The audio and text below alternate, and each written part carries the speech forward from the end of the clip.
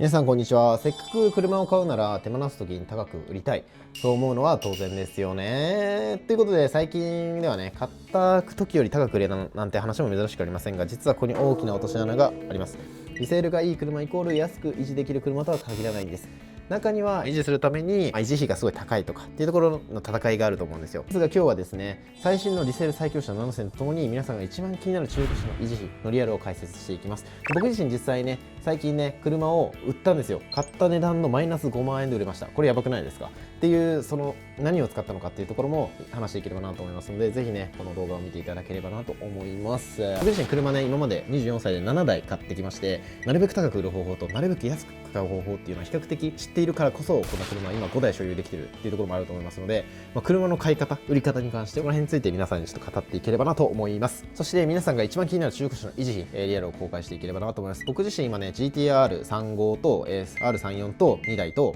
FD3S、そしてロードスター5台を所有してるんですけども、そんな僕からリセール最強車7選というテーマで話していければなと思います。ぜひ最後までお付き合いいただければなと思います。そしてね、せっかく車を買うならね、手放す時になるべく高く売りたい、そう思うのは当然ですよね。最近ではね、買った時より高く売れたなんてことも珍しくないので、その辺深掘って話していければなと思います。で、実際僕自身ね GTR、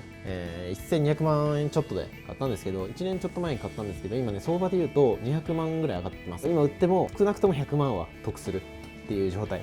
なので、いい車を買えたっていうのがありますし、やっぱ楽しんで、その分楽しんで、しかも高く売れたら最高ですよね。なのでそんな車たちを今回紹介していければなと思います。一つ目ですね、トヨタのランドクルーザー300系。トヨタのランクル系はもう比較的もう値段めっちゃ上がりますよね。1台目はもうリセールの絶対王者ランドクルーザーっていうところなんですけど、もう新車で買っても横流しでプラス300万儲かるみたいなそんな感じの価格になっております。で、中古相場で言うと、あくまで相場なんですけど、900万から1600万とか、もう今見たら2000万とかする車両もありましたね。やばいっすね。新車価格を大きく上回るプレミア価格が定着しており、今ね、タワー数も増え少し落ち着いてはいるんですけども、それでもやっぱ高いっていうか、トヨタで比較的高い車の方なのかなと思いますね。で、維持費に関して言うと、故障修理よりも固定費の消耗品っていうか高いかなというところですね。まず自動車でですね、3.5 リッターのガソリン車ですと、年間5万7千円ってところで、高いですよね。そして重量税も重いので、タイヤ代とかも強烈になってきますと。で、純正サイズの20インチ4本交換すると、安くても15万円から20万円ほど飛びます。で、僕 GTR35 で 3.6 リッターの、税金払ってるんですけど、やっぱりねタイヤ代高いですと。タイヤがね20インチの285とか、入ってるんでめちゃめちゃ高いですと。そしてこのねランドクルーザーとかディーゼルモデルのものもあるので、尿素の補充だったりとか燃料フィルター定期交換など、ガソリン車にはないちょっと細かいメンテナンス費用もかかってくるかなと思います。その分ね、ディーゼルモデルの場合燃費っていうか、ガソリンがちょっと安くなるっていうところはあるかなと思うんですけど、やっぱりね値段車体価格が高い分維持費も高い、その代表格の車かなと思います。ですが、買った値段とほぼ同じか高く売れるの代表格なので、年収が高い人だったりとかお金に余裕がある方っていうことに関しましてはランクル全然手出してもいいのかなと思いますね。最近ですとねモデルにもよるんですけども500万円ぐらいで買えるランクルもあるので、そういうところを狙っていくのもいいのかなと思いますね。はい。で、僕自身ね余談なんですけど、僕海外旅行結構行くんですよ。で、海外旅行行く際にやっぱりね海外でめちゃくちゃ走ってる車はトヨタの車なんですけども、ランクルめちゃくちゃ走ってますね。ランクルとハイエースめっちゃ走ってます。やっぱりそれだけでやっぱ人気というか、東南アジアでめっちゃすごい活躍してる車なんだなってすごい思います。あと日本の道路ってめっちゃ綺麗なんですよ。ですが海外の道路ってめちゃくちゃデコボコしてるんで、そういうところにランクルとかあったらめちゃくちゃいいんだろうなって思いました。海外旅行行って何カ国も行くとやっぱりそれを感じました。残なんですけど、話戻るんですけど、2つ目が鈴木のジムニーですね。はい、ジムニーシエラとかになってきます。 JB64 型だとか JB74 型って言われてますね。はい、軽自動車界の王様というか、といえばのジムニーっていうところですね。遊びの車としても人気でして、 JB64 だと相場でいうと180万から260万円ほど、 JB74 のシエラの方ですと230万から350万円ほどっていうところで、やっぱりね新車よりも少し高いっていう現象が起きております。で、ジムニーの維持費は基本的に安いですね。ですが使い方次第で跳ねるか上がるかなってところで、軽自動車なので自動車税は年間1万円ほどとか格安ですよ。しかし4駆であるので特有のメンテナンスが必要ですね。エアリングの摩耗とかきますし、修理にね少し4駆なのでかかってくるのかなと思いますね。で、オフロード走行を楽しむ方もやっぱり一定数いるじゃないですか。山に突っ込むとか感じの遊び方をすると、下回りの洗浄を怠ると錆びたりとかぶつけたりとかっていうケースがあるので、中古で走るなら走行距離以上にそういったところのメンテナンスが必要になるかなと思います。普通にね道路で走る分にはそんな維持費はかかんないかなと思うんですけど、ちょっとその山でねロードを走りたいみたいなですとちょっとね維持費がプラスアルファ当たり前ですけどかかってくるかなっていうところですね。はい。で次ですね、日産スカイライン GTR34 ですね。3代目はもはやもね動く不動産と言われてる 34GTR ですね。もう中古の相場がね今ね一番安いので1500万ほどで、相場でいうとほんと2500万から4000万ぐらい、高いものですと7000万とかするっていうところですね。もう25年ルールの適用により、アメリカからの買い付けが激しくて、価格は本当にねめちゃくちゃ維持権の、領域に達してますと。この車の維持費は修理維持費はそんなかかってこない。もちろんね高いんですよ。パーツがすごい高くなってるので一般的な車に比べたら、2倍3倍かかってはくるもんなんですけど、それよりも盗難のリスクに怯える方が圧倒的にきついかなと思っております。はい。25年前の車なので、いろんな部分が壊れ始める部分ではあるんですけども、やっぱりね僕もね GTR ではない R34 を持ってるんですけども、やっぱりね34系のね部品高いですね。純正のミラーとかもめっちゃ高くて、左右合わせて 7,8 万とかミラーだけでするんですよね。これ普通の車だったら左右合わせて 1,2 万ぐらいで買えると思うんですよ。ですがやっぱこういったもうプレミアム価格の車はすごい高くなってるパーツがで、エンジンだけでもめっちゃ価値があって、ステージアとかもなんか今300万ぐらい、エンジン RB26 っていうエンジン積んでるので3、400万とか、もうエンジンに価値あるみたいな感じのなっておりますね。はい、僕も今ね GTR34 探してるんですよ。34持ってる、2台持ってるんで本物の GTR も欲しいなと思って探してるんですけど、やっぱりね1500万円くらいになってくるとちょっと高いなと思って、どうしようかな、買おうかなしようって感じで迷っております。ですが、それぐらいやっぱり人気な車両っていうところも欲しいけどちょっと高いかな、ちょっと一般人にはちょっと高いかなっていう感じの車両になっておりますね。買えたらラッキーってところですね。で次4つ目がトヨタのアルファード40系で、4代目はね高級ミニバンの頂点というところで40アルファードですと、中古相場でいうと600万から800万ほどで、海外輸出の需要が非常に高く、1年によってもね100万以上のリソールを叩き出す、最強の節税車としても有名っていうところですね。ザンクレアルファードとか言われてなんかいじられてますけど、全然ザンクレでもいいんじゃないって僕自身は思いますね。40になってからの維持のポイントとしては、電子制御が複雑化したというところで、スライドモーターの故障だったりとかっていうところもあったりするらしいですね。町の整備工場では対応しきれない項目が増えているとの、垂れ込みが入っておりますね。でまたハイブリッド車の場合ですと、すごい走った後の話なんですけども、バッテリー交換費用がね2、30万とかかかってくるので、これはプリウスとかそういった車両と一緒ですね。あとはね洗車もねやっぱでかいので、洗車もねちょっと高くなったりとか、あとコーティングとかもね、一番高いクラスになってくるかなと思いますね。ですがトヨタのアルファード僕も乗ったことあるんですけど、めちゃくちゃ乗りやすいんですよね。でかい割にめちゃくちゃ運転しやすい車なので、そういった意味ではすごいなこの車って思った車ですね。ミニバンの中では特に。なんで僕個人的にはやっぱ家族が多い方とか、ちょっと濃い車乗りたいミニバンでみたいな感じの方には適した車なのかなと個人的には思います。ですが僕今都内に住んでて、駐車場代がめちゃくちゃ高いですね。アルファードとかの大きいクラスとなると。なんで僕は都内では持たないつもりでいますね。が田舎とか駐車場とか関係ないよってところだとトヨタのアルファード全然いいかなと思います。ですが盗まれる、盗難されやすい車でもあるので、そこも気をつけるところがあるかなと思います。5つ目ですね、トヨタのハイエース200系というところで、5代目はハイエースになります。中古相場でいうと200万から500万ほどで、走行距離が20万キロ超えていても海外ではまだ鳴らし走行と言われるほど需要があるため、価格が全然底抜けしません。でハイエースは4ナンバー登録のため、4ナンバー登録の場合ですと自動車税は年間1万6000円と安いです。ですが車検が毎年なのがちょっとめんどくさいってところですね。毎年の検査手数料だったりとか自賠責保険がかかるため、トータルの維持費は商用車とそんな大差ありません。またディーゼル車の場合ですとフィルターの詰まり、黒煙除去フィルターの詰まりに注意が必要になってくるところですね。で修理交換となると20万円コストかかってくると。で長く安く維持するためには定期的なインジェクターの洗浄だったりとか、高温質なオイル交換を欠かさないことが結局一番の節約になるということですね。でハイエースに関してもやっぱり海外輸出の需要がめちゃくちゃあるため、日本で10万20万キロ走ってる車って敬遠されがちなんですけど、海外では全然当たり前に走ってるので、これもやっぱり海外輸出がニーズがあるから、アルファードとかと一緒で、価格が値落ちしにくい車ですね。あとは、フジテレビさんとかそういったテレビ関係の報道者がロケバスとして使ったりとか、あとは観光の業者の方が、人を運ぶために使ったりするので、ハイエースはそういうところでは、人気車種、商業用に使われることが多いので、人気な車種の1台ですね。はい、次で6つ目がポルシェの91199型ってところで、スポーツカーポルシェですね。で中古相場でいうと1500万から3000万とかするモデルで、空冷モデルではなくて現行に近い992型も新車超えが当たり前になってきてですね、やっぱり外車っていうところもあるので、ポルシェの維持費は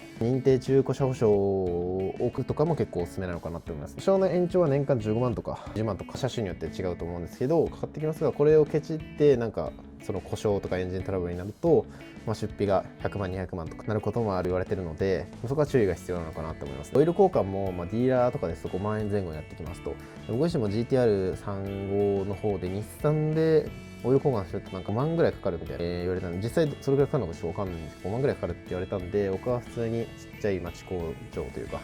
他のディーラーじゃないところでオイル交換してるんですけど、だいたい35のオイル交換1万5000円ぐらいでできました。オートバックスからそこの辺の有名なところで35のオイル交換したんですけど1万5000円ぐらいでしたね。GTR35 ですと下のアンダーカバーパネルみたいな交換工人で確か3000円ほど取られて、実質的なオイル交換値段は1万円前後でしたが、それぐらいかかってくるっていう感じですね。ですが、ディーラーとかに持ってくるとこの辺の車種となると高いので、